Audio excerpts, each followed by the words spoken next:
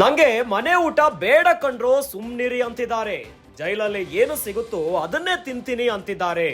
ದರ್ಶನ್ ನೋಡಲು ಬರೋ ಆಪ್ತರ ಬಳಿ ದರ್ಶನ್ ಮಾತನಾಡಿದ್ದಾರೆ.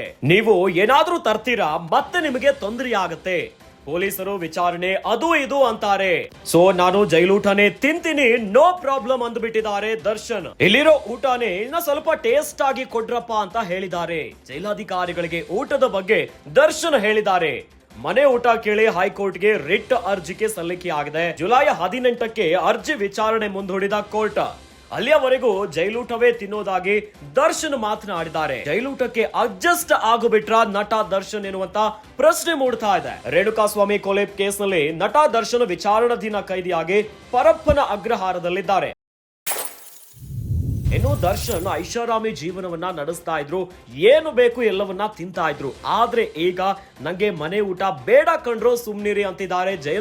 ಜೈಲ್ನಲ್ಲಿ ಏನು ಸಿಗುತ್ತೋ ಅದನ್ನೇ ತಿಂತೀನಿ ಅಂತ ಹೇಳ್ಬಿಟ್ಟಿದಾರಂತೆ ದರ್ಶನ್ ನೋಡಲು ಬರೋ ಆಪ್ತರ ಬಳಿ ದರ್ಶನ್ ತಮ್ಮ ಮನದ ಮಾತನ್ನ ಬಿಚ್ಚಿಟ್ಬಿಟ್ಟಿದ್ದಾರೆ. ನೀವು ಏನಾದ್ರೂ ತರ್ತೀರಾ ಮತ್ತೆ ನಿಮ್ಗೆ ತೊಂದರೆ ಆಗತ್ತೆ. ಇನ್ನು ಇತ್ತೀಚೆಗಷ್ಟೇ ಪವಿತ್ರ ಗೌಡ ತಮ್ಮ ಕೂಡ ಊಟ ಮತ್ತು ಬಟ್ಟೆಯನ್ನು ತೆಗೆದುಕೊಂಡು ಹೋಗುವಂತ ಚಿತ್ರಣವನ್ನ ನೋಡಿದೀವಿ. ಏನೋ ದರ್ಶನನ ಭೇಟಿ ಆಗುವಂತ ದರ್ಶನ್ ಆಪ್ತರು ದರ್ಶನ್ಗಾಗಿ ಊಟವನ್ನ ತೆಗೆದುಕೊಂಡು ಹೋಗ್ತಾರೆ. ಹೀಗಾಗಿ ನೀವು ಏನೇನೋ ತರ್ತೀರಾ, ಇದರಿಂದ ನಿಮಗೂ ಕೂಡ ಸಮಸ್ಯೆ ಆಗತ್ತೆ.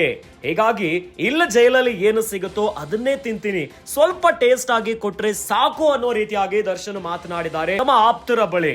ಹೀಗಾಗಿ ನಾನು ಜೈಲೂಟನೇ ತಿಂತೀನಿ, ನೋ ಪ್ರಾಬ್ಲಮ್ ಅಂತ ಹೇಳ್ಬಿಟ್ಟಿದ್ದಾರೆ ಚಾಲೆಂಜಿಂಗ್ ಸ್ಟಾರ್ ದರ್ಶನ್. ಜೈಲಾಧಿಕಾರಿಗಳಿಗೆ ಊಟದ ಬಗ್ಗೆ ದರ್ಶನ್ ಹೇಳಿದ್ದಾರೆ.